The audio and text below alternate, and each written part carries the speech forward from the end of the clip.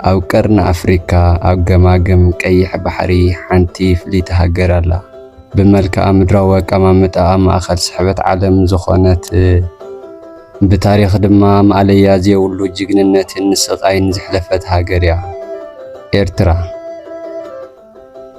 بزحت سبات بزعبا إرترا سمعوا خلو نوا أمرهم زمت وجن بوليتيكان طرح خوني خاليو جن بزعبا زهاجر بحقي خندين فلت كابتي يما أخنات زينا نسمع حليفو اتنا حقي هوت بهلن تاريخن هزو إرترا انت ايز مسل اللومي نزي مقار جاخن قالو عينا نوشت إذا مستنكراويت زخونت هاجر أتينا نتي أب تحتي تصبو قصات برختي أخرانات تحاوي إزو الحقي كنده سسينا ازي تاريخ الزينة حنتي بتصوارنة بفقرن بحوار من برنز تهانت هاجريو ازي تاريخ إرترايو حزي خافتي تنتاو ودب عدولش جميرنا كساب قدناتات نشتي روما زبها الاسمراخ كنبقو عزينا ازي قعزازينا الرأياخم من بزعبا قرنا أفريقيا نزلكم كل ناقر نحوارخ إيري تاريخ إرترا تمالي كونن جميلو قدمي عشاحات عمتات ازي مدرزي مأخل نقدن سلطاننا عالم نيرو تنتاويت ودب عدوليس نهاتياوي جزءات روما جبسي جريخن هندن تراخب زنبرة تقداسيت كتمانيرا عبز مدرزي نقستات تلعيلوم عبيتي سلطانتات تهانيس اوامي از مدرزي دما مبقاسي سلطاني ترحينا برن مبقاسي امنتات وني إرترا خابتن قدامت كريستنان نسلمنان بسلام استقبل هجرات عالم مخانات فلتدو هو قدمي نوح زبنات صعبتي محمد كم مسكوكتي نمملات نابز مدرزي ماتيوم الناي مجمريا مسكيدة بأفريقيا هانيزوم بمعريو دمات انتاويان قدامات كريستنا عبخرانات تهانيزوم كساولومي دما زخلت امنت كم كلت عينتي حادة قز كوينو بفقرن بحبارن ينبرلو جن دما صباق إرترا أب هايمانتاو سنيت رح يكونن عبزان اشتي هاجر تشعت استفلالو بيهرا بحنساب ينورو قوم زتفلالي كنسو لبام جن حادي تجرينيا تجرى عفار ساهو بلين بداويت كناما نارا كم أون رشايدا الزوم تشعت بهرات نفسه كفهم نيجزا رأسهم قانقا باهلي كدانن سعسعتنا اللوم يخون دا أنبرب تاريخ نايزا هاجر حدا بهر نخالي خجقونن كواقع نيرن السنيتن حبرا وخبرن معالتاو نورؤم مقلتيو عالمنا بوزحنات موزحتو جزينا بقجت كامرح نورينا أب إرترا جن زبو زهنت زيونة هاجر كم دول جمد واحد حزوا زركب كم يلوزي خخون كيلو ات مخنيات دمازوم هزوتات زيوم بحوار زحلف ومرير تاريخ اللوم أما ودعتا عسرت تشعت خفل زمن إرترا بطاليان توريرا نيرا طاليان إرترا بريمو جنيتا ويكا أبا خروقالي لسيمو وانيرو نتا هاجر دما مبقسيت نايتي أب أفريقيا زنوروم نايهات أو حلم مقبروا عبيتي سرقاتاتن دلدلاتن فابريكاتاتن مسمر باورن هانيصوم طاليان أسمرا نيشتي رومايلوم هانيصوم لومي دما أسمرا بناي أركيتكتشر ورشا أب يونسكو تمزجبات ركب جنزي كل معالن من نيرو تحققن مريري نيرو اتي صبوغ هنساتاتن كافترياتاتن سينيماتاتن نطالياناويان طرح زتهانس امن باري إرتراويان بجزاء هاجروم كم كالاي زيغا يرأي نيرو أفت جزيتي دما خاراوعي كفلين العلي إرتراويان كمهارو يفقدلو من نيرو سرحوم نتي ناي طاليان من قدي مهناتن كم وتهدرات كوينوم مبليبيان إثيوبيان طاليان موغا طرح نيرو ኤርትራውያን ኣብቲ ግዜቲ ደሞም ኣብ ዘይፈልጥዎ ምድሪ እየፍስስዎ ነይሮም። እቲ መግዛእቲ ቁጠባዊ ትሕተ ቅርፂ ኣምፂኡ ክኸውን ይኽእል እዩ፣ ግን መንነትን ክብርን ህዝቢ ኤርትራ ግን ጨፍሊቕዎ እዩ። ብ1941 ናብ ካልኣይ ኩናት ዓለም እንግሊዝ ንጣልያን ስዒራ ንኤርትራ ተቆጻጸረታ። ኤርትራውያን ድማ ሕጂ ነፃነት ክንረክብ ኢና ኢሎም ተስፋ ገበሩ። ግን ድማ ተሓድሽ ገዛኢ እንግሊዝ ነቲ ጣልያን ዝሃነጾ ቁጠባዊ ትሕተ ቅርፂ ፋሕፋሕ ብምባል እቲ ፋብሪካታትን ማሽነሪታትን ናፍረሰ ሸጦ። ኣብቲ ግዜቲ ድማ ቁጠባ ኤርትራውያን ብዓብዪ ወረደ። እንግሊዝ ድማ ንኤርትራ ነፃነት ኣይሃበታ። ኣብ ክንዱ ነታ ሃገር ኣብ ክልተ ክትመቕላ ሓሲባ ነይራ። እዚ ግን ህዝቢ ኤርትራ ዝያዳ ዘራኽብን ሓደ ዝገብርን ታሪኻዊ ስሕተት ነይሩ። ኣብዚ ግዜ እዚኡ ድማ እቲ ናይ ሓባር ፖለቲካዊ ንቕሓት ኤርትራውያን ዝተወለደ። እቶም 9 ብሄራት ክርስቲያንን ሙስሊምን ሓረስቶትን ነጋዶን ሓደ ሓሳብ ኣልዓሉ፣ ነፃነት። ፖለቲካዊ ሰልፍታት ተመስረቱ። ህዝቢ ኤርትራ ብዲሞክራሲያዊ ኣገባብ ነፃነቱን ምርካብ ቃልሱ ጀመረ። እዚ ዘመን እዚ ድማ ዘመነ ተስፋ ናይቲ ኤርትራዊ መንነት እዩ ነይሩ። ግን ድማ ማሕበረሰብ ዓለም ድምፂ ናይዚ ህዝቢ ሰሚዕዎ ዶ? ኣይሰምዑን። ሕቡራት ሃገራት ንሕቶ ነፃነት ህዝቢ ኤርትራ ነፂጉ ምስ ኢትዮጵያውያን ብፌደሬሽን ከተኣሳስራ ወሰነ። እዚ ውሳነ እዚ ድማ መጀመርታ ናይቲ ዝኸፍአ መከራ ነይሩ። ብ1952 ፌደሬሽን ተተግበረ። ኤርትራ ናይ ገዛእ ርእሳ መንግስቲ ቅዋምን ሰንደቕ ዓላማን ነይርዋ። ግን ውዕል ፌደሬሽን ብዙሕ ኣይጸንሐን። መንግስቲ ኢትዮጵያ በብቑሩ ንኹሉ መሰላት ኤርትራውያን ገፈፎ። ቋንቋታት ኤርትራ ትምህርትን ፍርዲ ቤትን ተኸልከለ። ቋንቋታት ኤርትራ ትምህርትን ፍርዲ ቤትን ተኸልከለ። ሰንደቕ ዓላማ ኤርትራ ብሓይሊ ክወርድ ተገበረ።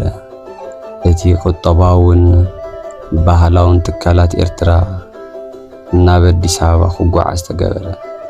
ብ1962 ኢትዮጵያ ነቲ ፌደሬሽን ብምፍራስ ንኤርትራ ከም መበል 14 ክፍለ ሃገር ገይራ ብሓይሊ ጸንበረታ።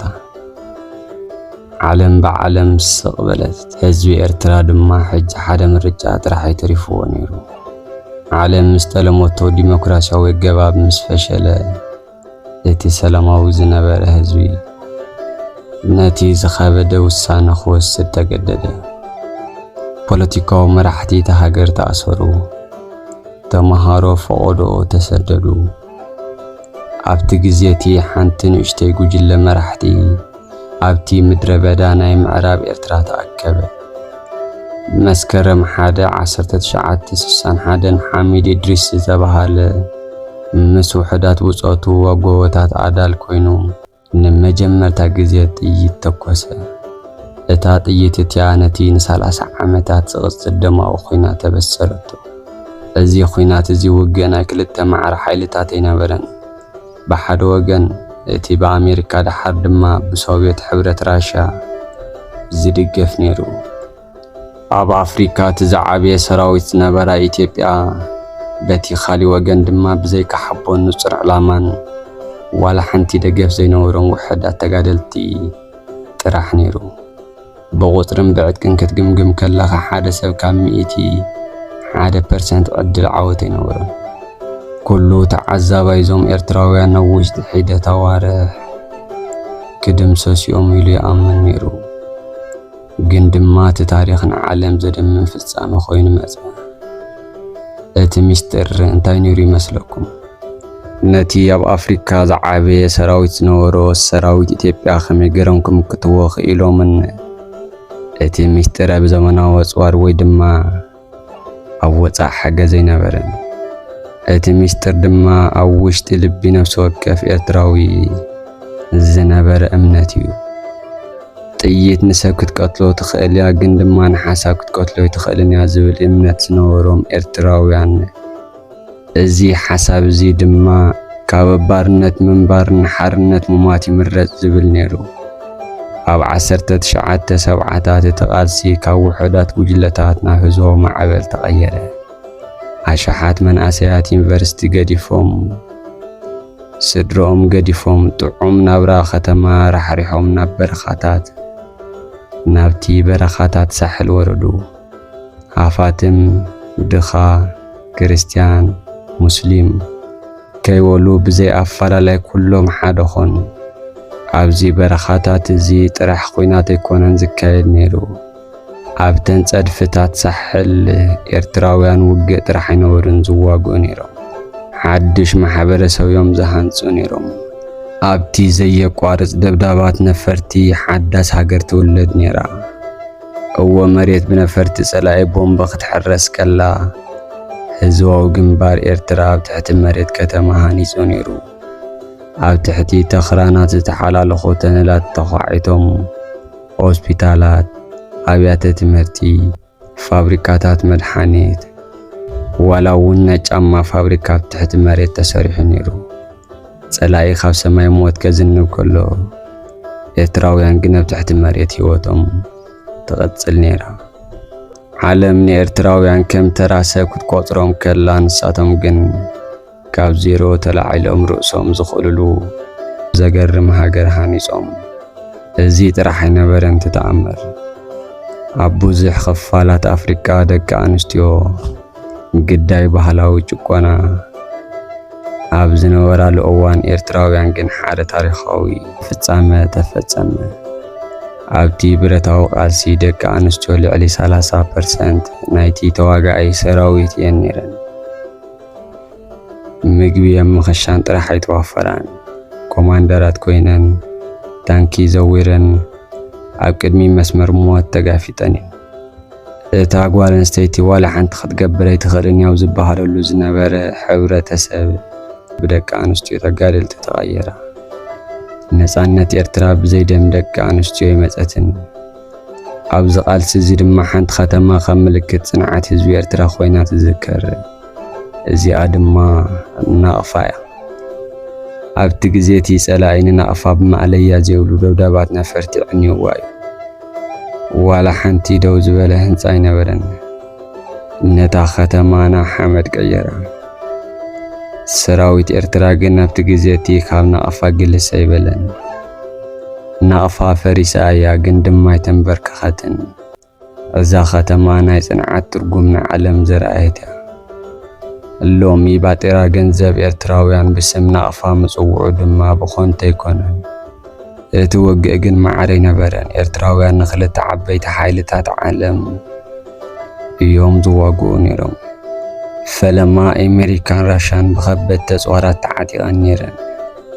ዳሓር ድማ ብእንግሊዝ ብቢልዮን ዶላራት ዝግመት ተጽዋር ተገዝአ። ኣብቲ ግዜ እቲ ዓለም ኩላ ብኣንጻር ኤርትራ ደው በለት። ኣብዚ ግዜ እዚ ግን ከመይ ገይሮም ተጋደልቲ ተጽዋር ይረኽቡ ነይሮም? እቲ መልሲ ዝገርም እዩ። ህዝባዊ ግንባር ንብረት ጸላኢ እናማረኸ ነቲ ጸላኢ ይዋጋኣሉ ነይሩ። ኣሜሪካ እያ እታ ዝዓበየት መቕረቢ ተጽዋርና ይብሉ ነይሮም። ዓመታት ሓሊፎምን ደማት ተፋሲሶምን ግን ኤርትራውያን ንቕድሚት ምድፋይ ኣቋረጹን። ብ1990 ሓደ ካብቲ ኣብ ታሪኽ ኩናት ኣፍሪካ ዘገርም ስርሒት ተኻየደ። ስርሒት ፈንቅል። ንኣሽቱ ጃላው ዝዓጠቑ ተጋደልቲ ነተን ብሶቪየት ሕብረት ዝተሰርሐ ዓበይቲ መራኽብ ኩናት ኣብ ከተማ ባፅዕ ደምሰስዎን። ኣብቲ ግዜ እቲ ባፅዕ ሓራወፀት። መወዳእታ ናይቲ 30 ዓመታት ዝወሰደ ጸልማት ተነልእ። ብርሃን ክረአ ጀመረ። እዚ ስርሒት እዚ ንመላእ ዓለም ዘሰንበደ ፍጻመ ነይሩ። እታ ዘይትብዳህ ትመስል ዝነበረ ሰራዊት ኢትዮጵያ እውን ተሰይራ። እታ ናይ መወዳእታ መዓልቲ ድማ እናቐረበት መጽአት። መዓልቲ ነፃነት ግንቦት 24 1991 እታ መዓልቲ እቲኣ ንኤርትራውያን ከም ካልአይቲ ልደት እያ። ድሕሪ 30 ዓመታት ደማዊ ቃልሲ ድሕሪ ሸሓት ስዋኣት ሰራዊት ኤርትራ ናብ ከተማ ኣስመራ ኣተወ። ኣስመራ ብዕልልታን ብንውዓት ሓጎስን ተናወፀት። ኣዴታት ነቶም ዓመታት በረኻ ዝነበሩ ደቀን ሓቆፋ።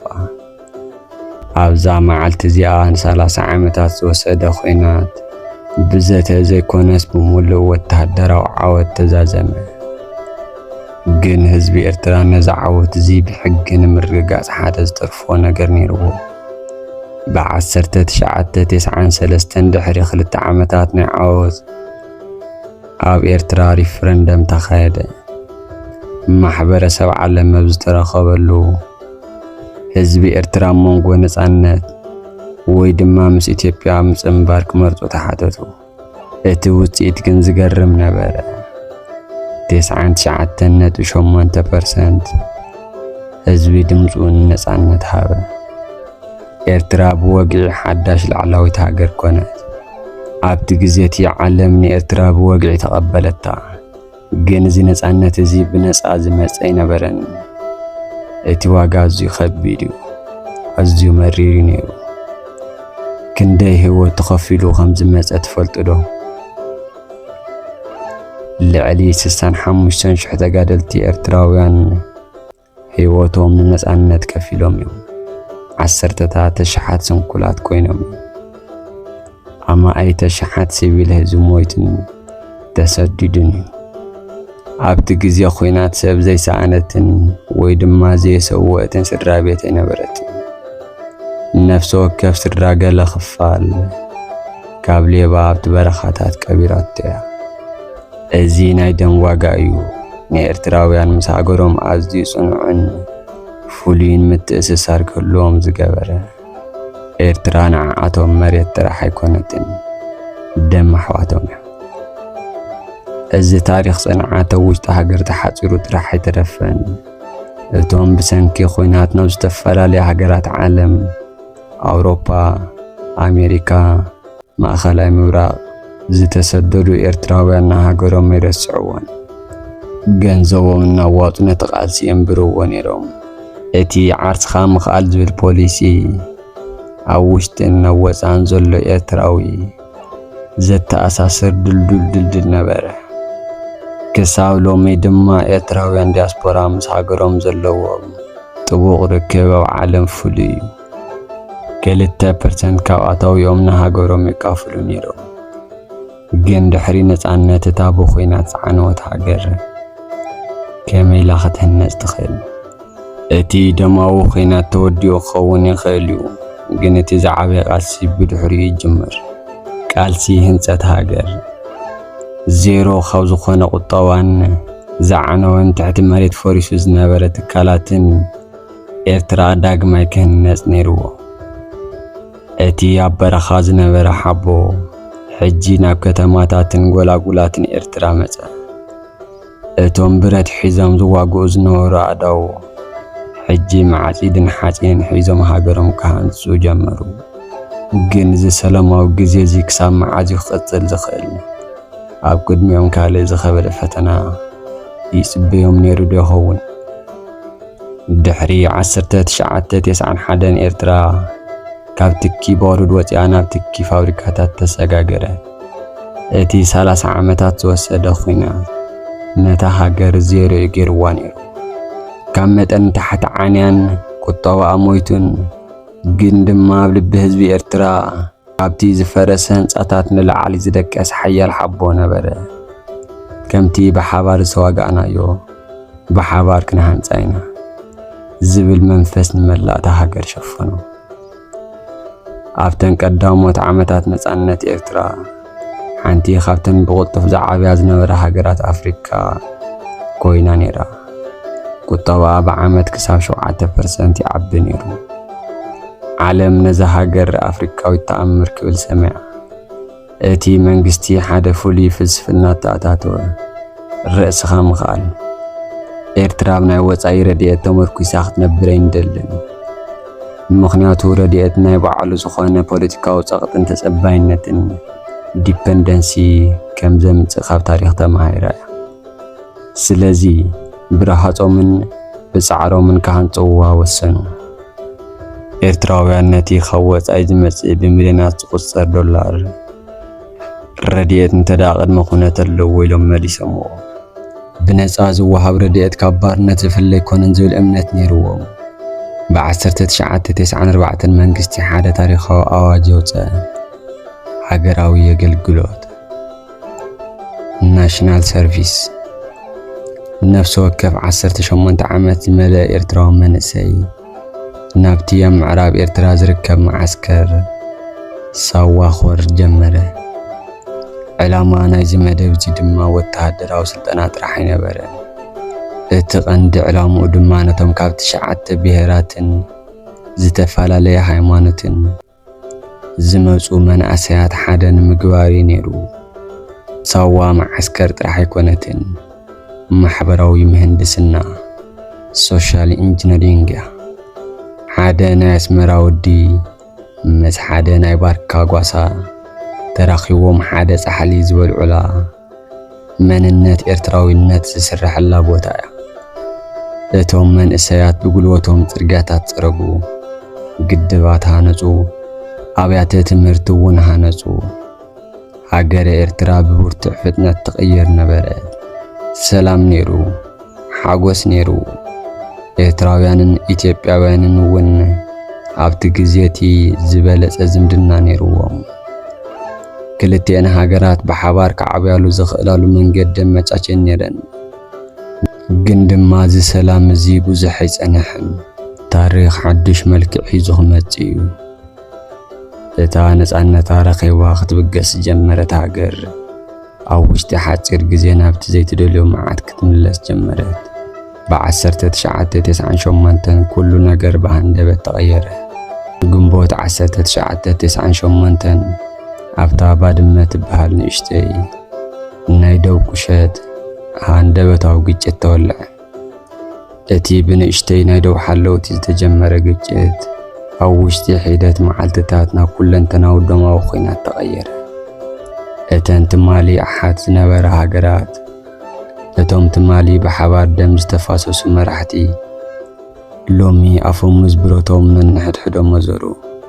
እዚ ኹናት እዚ ኣብ ዘመናዊ ታሪኽ ኣፍሪካ እቲ ዝኸፍአን ዝዓብየን ኲናት ነይሩ። ሰራዊት ክልቲአን ሃገራት ኣብ ደው ተሰለፈ። እቲ ምኽንያት ግን ብሓቂ ደው ዱ ነይሩስ ወይስ ካልእ ዝተሓበአ ፖለቲካዊ ፀወታ ነይርዎ? እቲ ኹናት ከም ቀዳማይ ኲናት ዓለም ዝዓይነቱ ናይ ድፋዕ ኹናት እዩ ነይሩ። ኣብተን ጸበብቲ ደዋት ክልቲአን እተን ሃገራት መሬት ብደም ጠልቀት። ኣብ ውሽጢ 2 ዓመታት ጥራሕ ክልቲአን ሃገራት ብቢልዮናት ዶላር ዝቝጸረ ጽዋር ኣጥፍኣ። እቲ ንትምህርትን ንጥዕናን ክውዕል ዝነበሮ ገንዘብ ንነፈርትን ታንክታትን መግዝእ ኾነ። ውጽኢት ናይዚ ኹናት ድማ ዘስካሕክሕ ነይሩ። ኣብ ውሽጢ 2 ዓመታት ጥራሕ ክልቲኡ ወገን ልዕሊ 100,000 ሰባት ሕይወቶም ሲኢኖም እዮም።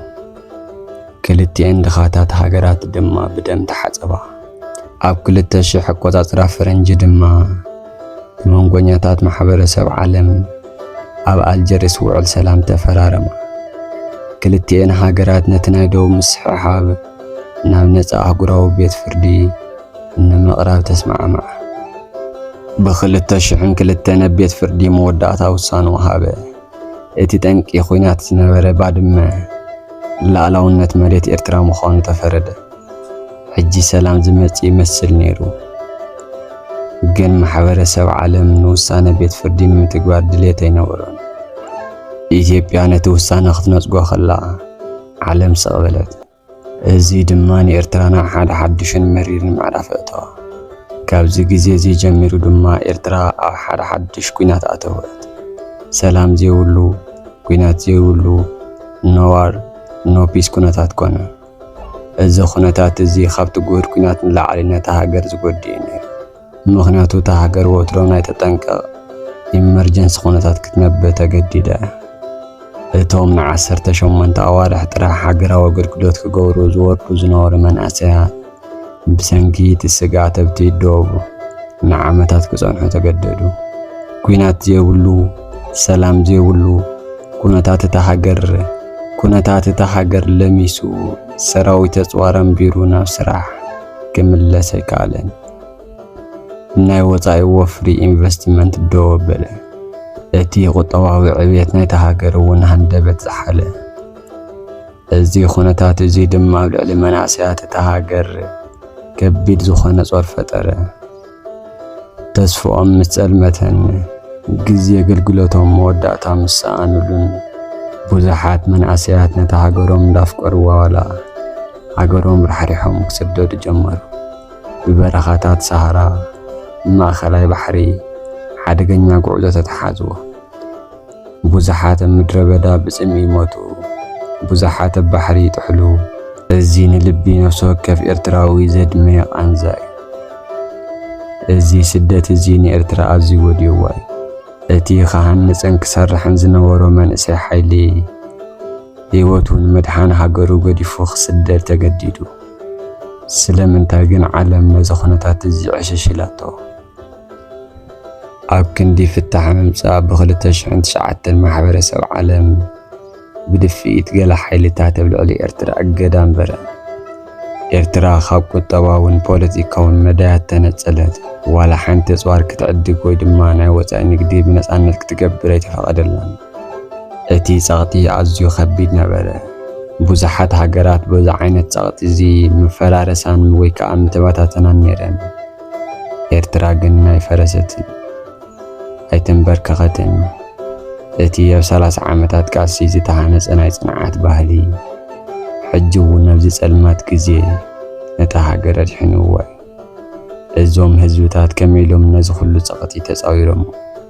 እቲ ምስጢር ፖለቲካ ወይ ድማ መንግስቲ ኣይነበረን። እቲ ምስጢር ውሽጢ ማሕበረሰብ እዩ ነይሩ። ህዝቢ ኤርትራ ኣዝዩ ጥቡቕ ሕብረተሰብ እዩ። ኣብ ግዜ ጸገምቲ ዘለዎም ሓቢሮም ይበልዑ። እቲ ኣብ ወፃኢ ዝነብር ኤርትራዊ ዲያስፖራ ንስድራ ቤቱ ብገንዘብ እናደገፈ ነቲ ቁጠባዊ ናይታ ሃገር የንብሮ ነበረ። እቲ ማሕበራዊ መርበብ ኣዝዩ ድልዱል ስለ ዝኾነ ሃገር ካብ ምብትታን ድሒና። ድኽነት ኣሎ፣ ጸገም እውን ኣሎ፣ ፖለቲካዊ ጉድህታት እውን ኣሎ። ግን ኣብ ኤርትራ ብጥሜት ዝመውት ሰብ የለን።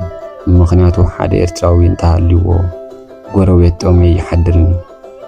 እዚ ድማ ተባህሎም እቲ ናይ ጸልማት ደበናን ልዕሊ 18 ዓመታት ኣብ ልዕሊ ኤርትራውያን እንጠልጢሉ ጸንሐ። ግን ኣብ ዓለም ነባር ነገር የለን። ብ2018 ሃንደበታዊ ፖለቲካዊ ለውጢ ኣብ ቀርኒ ኣፍሪካ ተራእየ። እቲ ን20 ዓመታት ተዓጽዩ ዝነበረ ደዋ ተኸፈተ። መራሕቲ ክልቲአን ሃገራት ተሓቋቐፉ። እቲ ሰላም ዘይብሉ ኩናት ዘይብሉ ዝነበረ በረድ ሃንደበት ቀለጠ። ሰላም መጽዩ። ግን እዚ ሰላም እዚ ነቲ ንዓመታት ዝደመየ ቁጠባን ዝተሰደደ መንእሰይን በቐሊሉ ክሕውዮ ይኽእል ድዩ? ኤርትራ ኣብዚ ሕጂ እዋን እንታይ ትመስለላ? መጻኢኣ ኸ እንታይ እዩ? ዳግማይ ትንሳኤን ዘይሃስስ ጽባቐ ኤርትራ።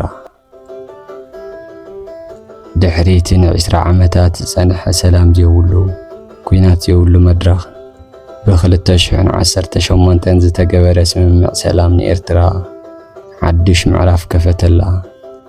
እቲ ንዓመታት ተብዶ ተወጢሩ ዝነበረ ጸቕጢ ፍኹስ በለ። እቲ ህዝቢ እውን ዓሚቖ ተንፈሰ። ልክዕ እዩ። ናይ 20 ዓመት ቁስሊ ኣብ ሓንቲ ለይቲ ይሐውን እዩ። ቁጠባታ ሃገር ዳግማይ ንምህናጽ ግዜ ሓትት እዩ። ግን ሓደ ዘይከሓድ ሓቂ ኣሎ። ኤርትራውያን ዝጠፍኦም ንብረትን ገንዘብን ክህሉ ይኽእል እዩ።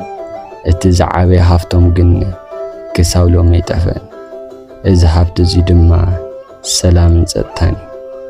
ኣብ ብዙሓት ዓበይቲ ከተማታት ዓለም ከም ኒውዮርክ ወይ ከዓ ሎንደን ሰዓት 2 ናይ ለይቲ በይንኻ ክትጓዓዝ የፍርሕ እዩ። ኣብ ኣስመራ ወይ ከዓ ባጽዕ ግን ገበን ዝበሃል ዳርጋ የለን ተበልካ መገናነይ ይኸውን።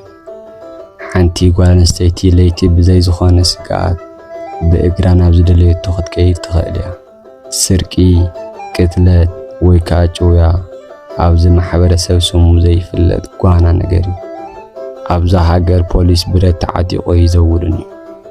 ካሜራታት ጸጥታ መብዛሕትኡ ግዜ የለውን። እቲ ጸጥታ ካብ መንግስቲ ዘይኮነ ካብ ስነ ምግባርን ባህልን ናይቲ ሕብረተሰብ ዝመጸ እዩ። እዚ ድማ ብሓቂ ዘደንቕ እዩ። ቁጠባዊ ዓቕሚ ህዝቢ ኤርትራ ኣብዚ ሕጂ እዋን ፈታኒ እዩ። ግን እታ ሃገር ኣብ ልዕሊኣ ማእለያ ዘይብሉ ዘይተተንከፈ ሃፍቲ ተፈጥሮ ሒዛ ትርከብ። ንኣብነት ቀይሕ ባሕሪ ንውሰድ። ኤርትራ ልዕሊ 1000 ኪሎ ሜትር ገማግም ባሕሪ ኣለዋ። ኣብዚ ባሕሪ እዚ ልዕሊ 350 ዝኾና ደሴታትን ዳህላካትን ኣለዋ። እዘን ደሴታት ብሰንኪት ነዊሕ ዓመታት ዝነበረ ዕፅዋ ብኢድ ደቂ ሰባት ኣይተበላሸዋን እየን። ኣብ ዓለም ካብ ዘለዉ ዝበለጹን ዘይተተንከፉን ናይ ቱሪዝም መስሕብ ስፍራታት ሓደ እየን። ውፅኢት ማልዲቭስ ናይ ኣፍሪካ ክኾና ይኽእላ እየን። ናይዛ ሃገር ሃፍቲ ቱሪዝም ጥራሕ ኣይኮነን። መሬት ኤርትራ ብወርቂ፣ ዚንክ፣ ነሃስን ፖታሽን ዝመልአት እያ። ሕጂ ዝጸጋታት ተፈጥሮ ናብ ዕዳጋ ዓለም እንዳወፀ ይርከብ። እቲ መንግስቲ ናይታ ሃገር ነዚ ሃብቲ እዚ ብውሕድ ብኽለት ንምውፃእ ይፅዕር ኣሎ። ልዕሊ ኩሉ ግን እቲ ዝዓበየ ሃብቲ እታ ሃገር እቲ ዘይፅንቀቕ ጸጋ እቲ ህዝቢ በዓል እዩ። ካብ ወርቂ ነዳድን ላዕሊ ኤርትራ ሓደ ዓብዪ ጸጋ ኣለዋ። ንሱ ድማ ሓድነት እዩ። ኣብዛ ሃገር ጎንፂ ብሄራትን ወይ ድማ ሃይማኖታዊ ግጭት ፈጺሙ የለን። እዚ ኣብ ኣፍሪካ ብጣዕሚ ስሕት ኢሉ ዝረአ ተኣምር እዩ። ኣብ ኤርትራ ማሕበራዊ ህይወት ብጣዕሚ ኣገዳሲ እዩ። ንኣብነት ናይ ቡና ስርዓት ንውሰድ። ቡና መስተ ጥራሕ ኣይኮነን። ኣብ ኤርትራ ማሕበራዊ ትካል እዩ። ሰባት ብሓንሳብ ኮፍ ኢሎም ሽግራቶም ዝፈትሕሉ፣ ሓሳብ ንሓሳብ ዝለዋወጥሉ፣ ጎረባብቲ ዝራኸብሉ ግዜ እዩ። ዋላ ኣብቲ ዝኸፍአ ናይ ቁጠባዊ ጸገም ኤርትራዊ ነዚ ናይ ሓባር ናብራ ኣይሓድጎን እዩ። እዚ ማሕበራዊ ምትእስሳር እዚኡ ድማ ነታ ሃገር ካብ ብዙሕ ጎንፅታት ተድሒንዋ። ኣብዚ ሎሚ ግዜ ህዝቢ ኤርትራ ክልተ ተኸፊሉ ይርከብ። እቲ ሓደ ውሽጢ ሃገር ኮይኑ ነታ ሃገር ዝሕሉ ዝሃንጽ ዘሎ እዩ። እቲ ካልኣይ ድማ መላእ ዓለም ፋሕ ኢሉ ዝርከብ ዲያስፖራ እዩ። ግን እቲ ዝገርም ነገር ድማ እቶም ወፃኢ ዝተወለደ ሓድሽ ወለዶ እውን ዋላ እኳ ተኾነ ምስ ሃገሩ ዘለዎ ፍቕሪ ኣዝዩ ድሙቕ እዩ። ቋንቋ ይርስዕን ባህሉ እውን ይገድፍን። ኤርትራውነት ኣብ ደሚ ዘሎ ኣብ ካርታ ጥራሕ ኣይኮነን፣ ኣብ ሰንደቕ ዓላማ ጥራሕ ኣይኮነን ዝብል እምነት ኣለዎ። ታሪኽ ኤርትራ ታሪኽ ናይ ሓንቲ ኣዝያ ንእሽተን ግን ከዓ ዘይተሰባበር ሃገር እዩ። ካብ መግዛእቲ ጣልያን ክሳብ ጭቆና ኢትዮጵያ፣ ካብ ውግእ ክሳብ እገዳ ዓለም ብዙሕ ግዜ ጠፊኣ ኢልዋ ነይሩ። ግን ከምታ በጻሚ እትወቁል ዕንፀይቲ ዓጋም እናተቆረፀት ትልምልም ሱራ ናብ ማዕሙቕ መሬት ትሰድድ ሃገር እያ። ኤርትራ ማለት መሬት ጥራሕ ኣይኮነትን። ኤርትራ ማለት ጽንዓት እዩ። ኤርትራ ማለት ዋላ ሓደ ሰብ ዘየኣምልካ ግዜ ባዕልኻ ብርእስኻ ኣሚንካ ዓለም ምግራም ማለት እዩ። እዚ ታሪኽ እዚ ብዛዕባ ፖለቲካ ኣይኮነን፣ ብዛዕባ ፖለቲከኛታት እውን ኣይኮነን። እዚ ታሪኽ እዚ ብዛዕባ ሓደ ተራ ሰላማዊ ኣራእዩ ዓብዪ ፍቕሩ ድማ ማዕለያ ዘይብሉ ህዝቢ እዩ። ህዝቢ ኤርትራ ብሰላም ክነብር ጥራሕ እዩ ዝደሊ። እቲ ኣብ ቀርኒ ኣፍሪካ ዝርከብ ፐርላ ኦፍ ደ ሬድ ሲ መጻኢኡ ሕሉፍ ታሪክ ዝበለጸ ብሩህ ክኸውን እዩ። እዚ ዶኩመንተሪ ታሪክ እዚ ንኤርትራውያን ብእዝኒ ጥራሕ ዝሰምዕዎ ዘይኮነ ብዓይኒ ልቦናኦም ንኽሪእዎ ዝተዳለወ ታሪኽ እዩ። ንስኹም ከ ብዛዕባ ዘይስበር ህዝቢ እንታይ ትብሉ? ሓሳብ ርእይቶ እንድሕር ዳ ሃሊኩም ኮመንት ጸሓፉለይ።